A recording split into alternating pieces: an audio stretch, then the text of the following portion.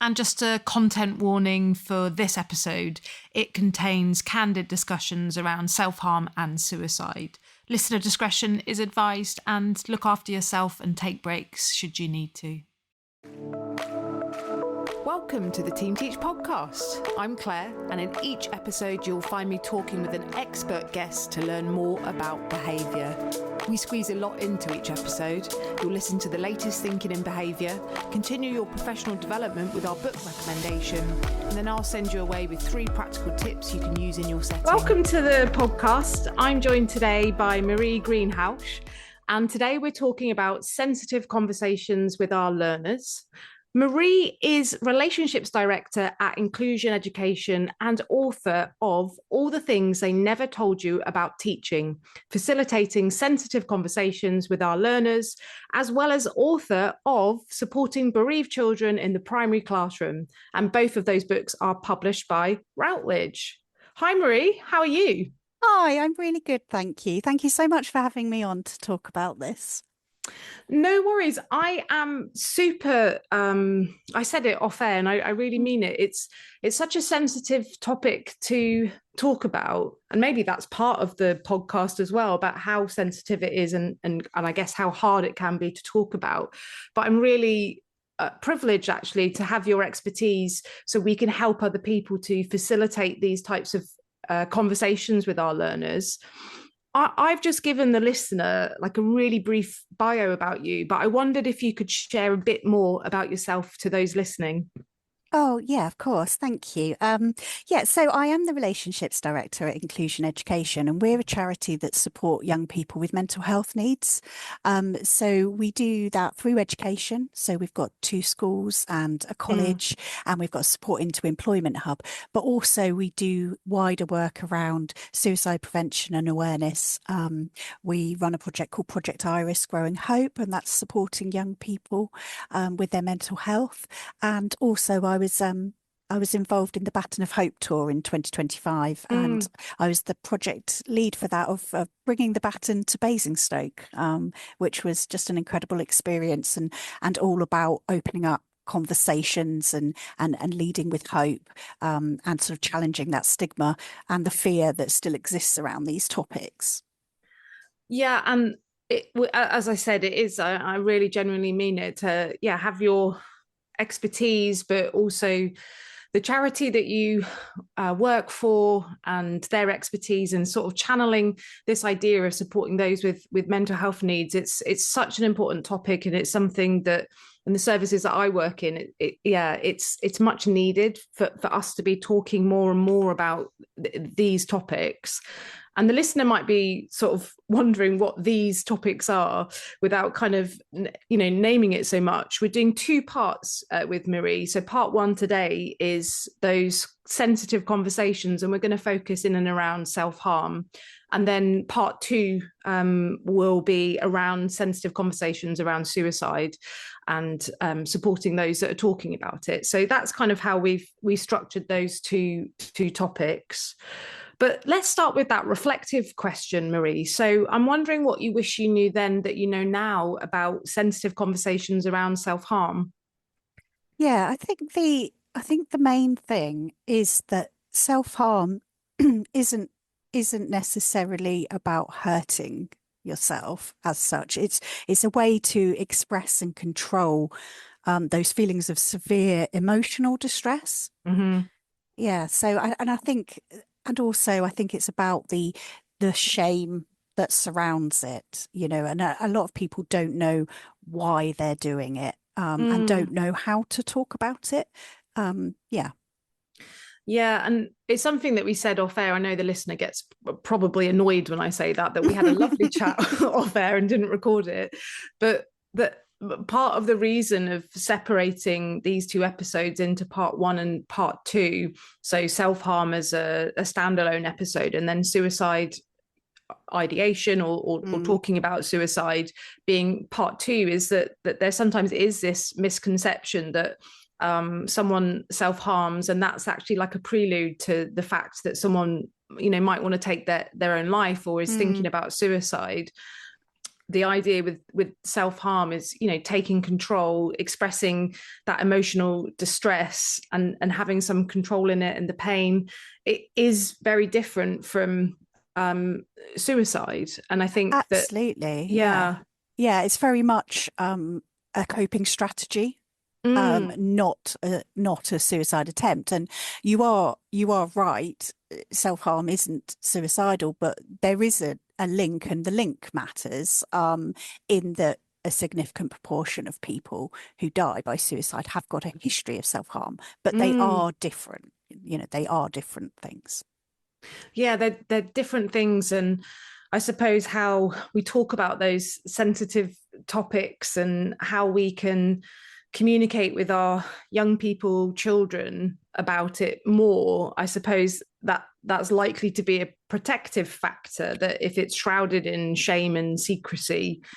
Yeah, um, absolutely. That's where the risks lie, really. You know, it's by talking about these things, these sort of taboo topics, but talking about them is what's going to help.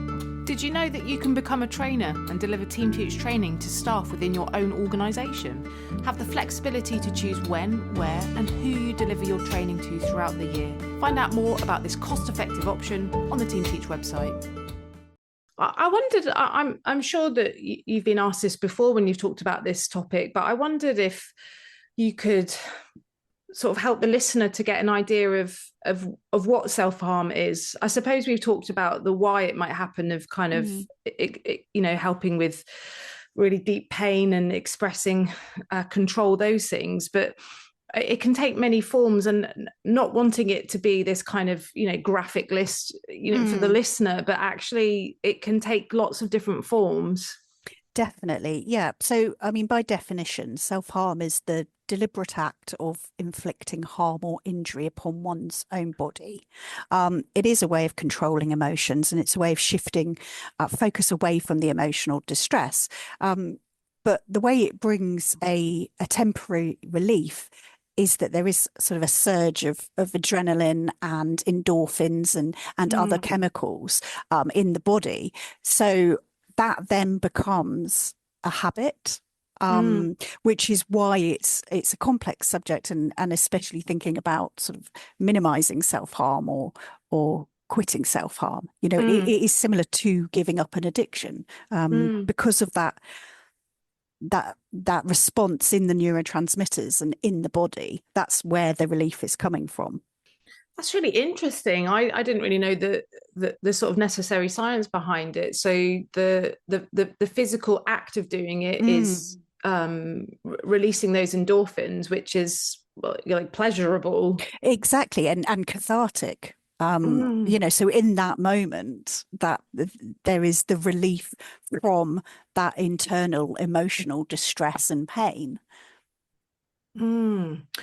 I'm just thinking about that with the kind of forms of self-harm of, you know, I've read different things where self-harm taking forms that aren't, you know, when people think about this topic, they'll think about, you know, someone cutting themselves, for Mm. example, Hmm. but also ways that aren't as obvious or physical, where young people, children can inflict sort of self-harm on themselves.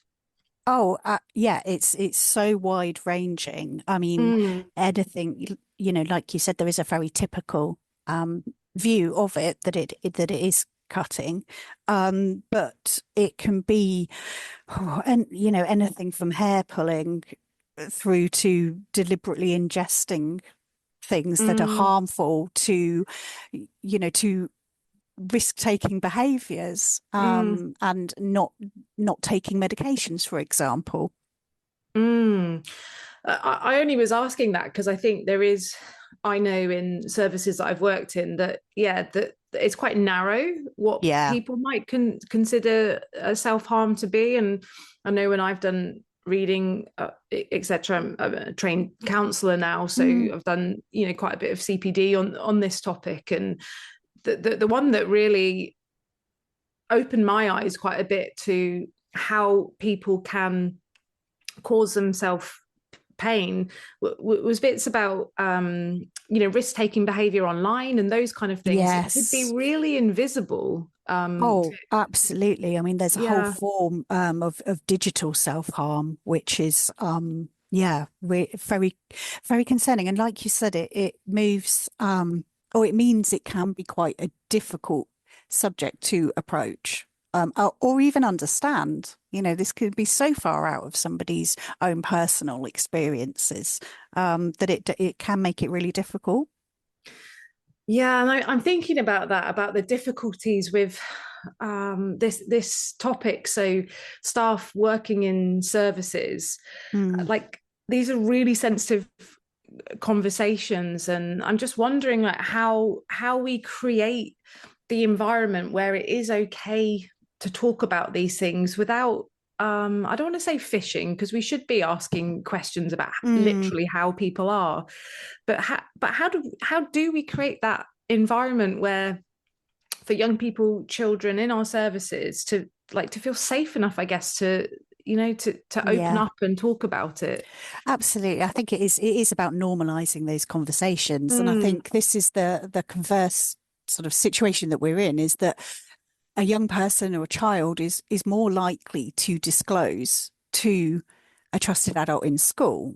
Um, mm, Yet we also know that teachers, educators, school staff are really feeling underprepared and potentially not supported in how they have those conversations.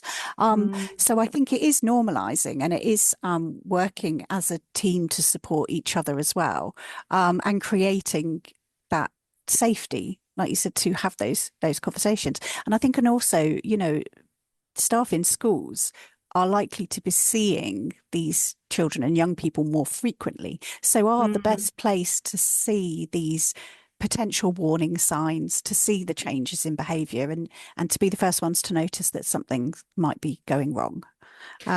But yeah, I think if we can support each other in how to have the conversation, then we can gain confidence in that.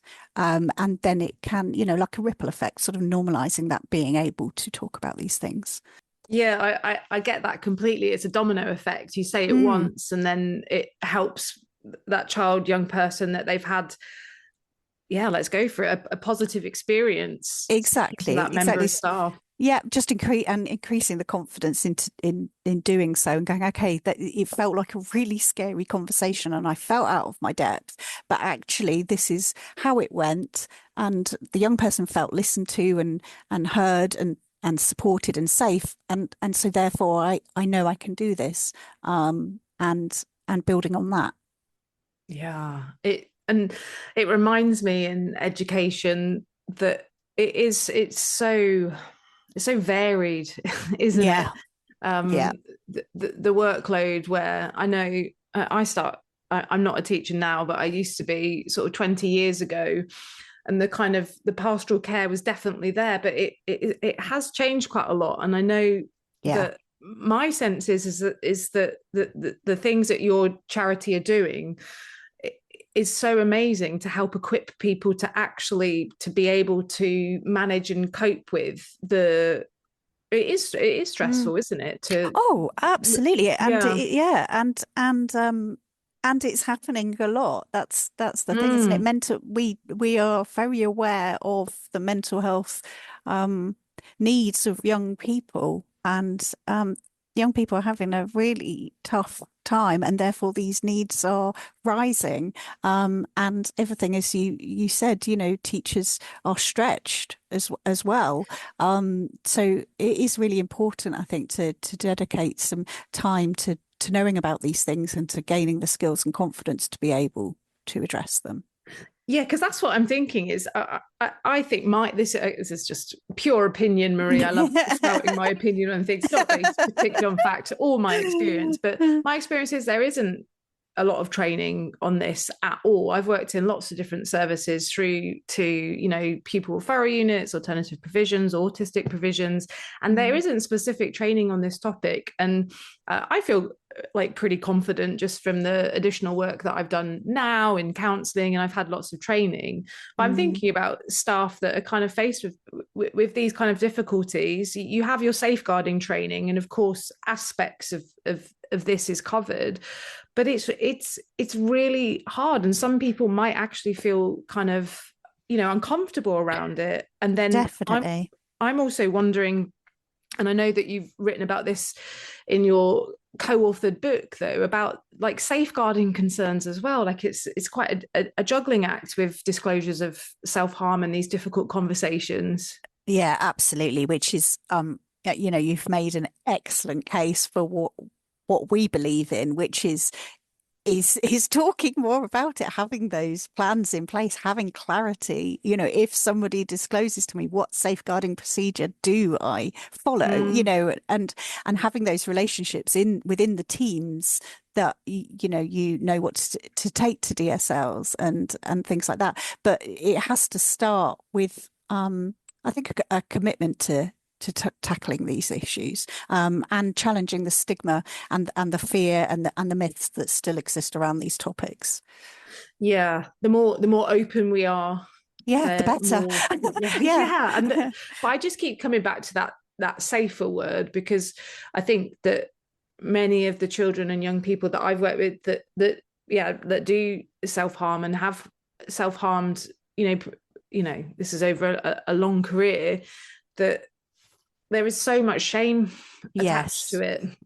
Exactly. And it's really hard to be able to open up. But I do know that those that have been able to talk about it has helped reduce that stigma.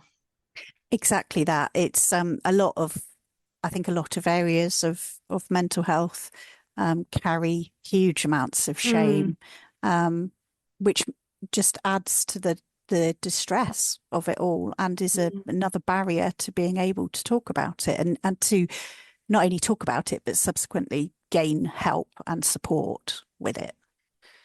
Yeah, because that's kind of my next thread that I'm thinking about with this topic, that in our in an imaginary scenario, a staff member is sat in a room with a child that's talking about self-harm. Is there kind of like a best practice in your experience with this? I think so. So, yeah, and I can just sort of talk through that scenario. So I think, yeah, if somebody has disclosed self-harm, I think the most important part is just making that time to be in that conversation with them, and listen. Although our natural reaction will probably be shock, and sort of I think it's about trying to minimize that and just listening with compassion. So sitting down, laptop screen lowered, full attention. I'm here for you to talk to me about this. I always think that the second step is really important, and it's a first aid check. Do you need medical attention? Because as we said, there are so many ways and degrees of self-harm. I think get the medical first aid bit out the way first. So you're now listening. You've got the time. They're opening up. They're not at immediate medical danger. I think it's about reassuring and responding really calmly. So we're not going to try and force them to stop or change. We're not going to try and take away their control, because that's it, isn't it? At the root of it, they are trying to control their response. Language matters, I think.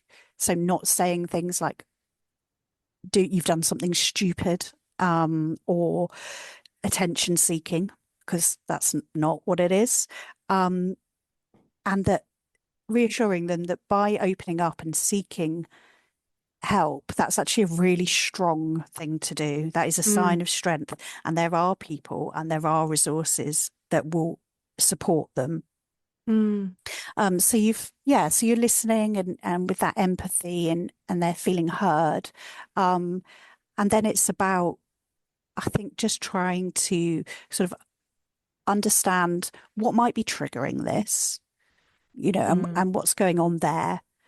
And then what you can do is, while you're going to signpost to further support, and long-term support, what you can do is talk about some things that might help in the first place. Some sort of mhm, distraction techniques are quite good, and even a sort of a safety plan.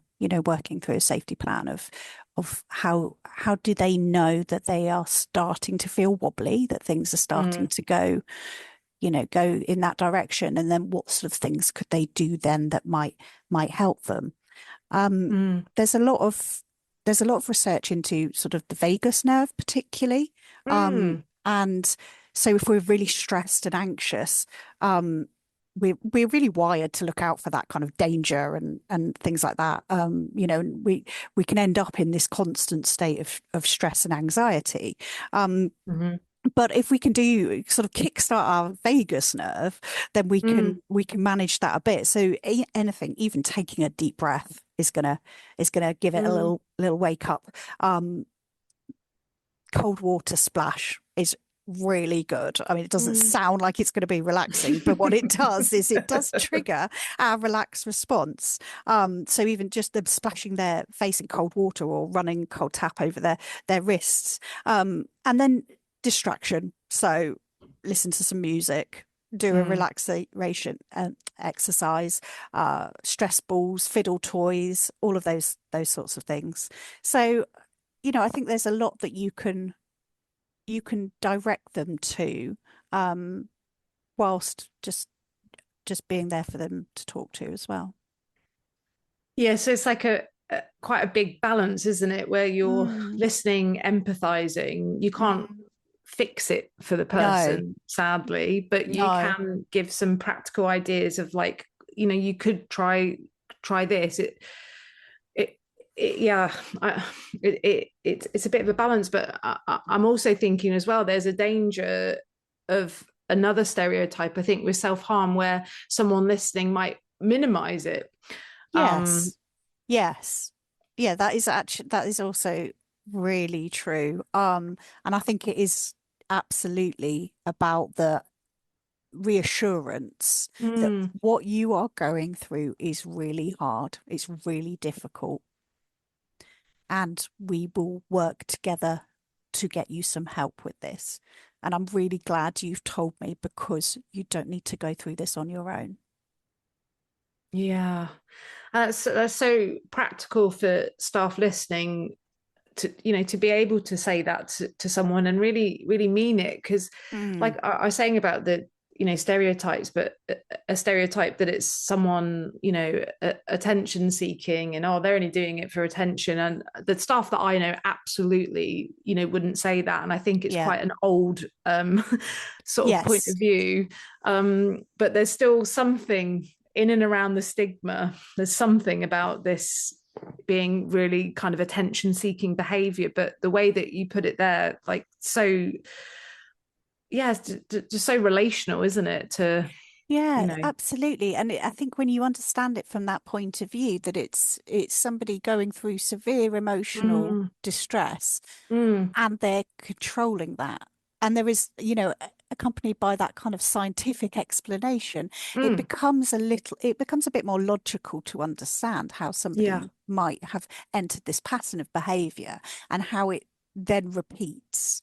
Um, yeah, so I think it helps us to move away from those sort of stigmatized stereotypes of yeah, attention seeking. I mean, actually, and always I've thought, even if it is attention seeking, what's that saying? It's saying they need yeah. attention.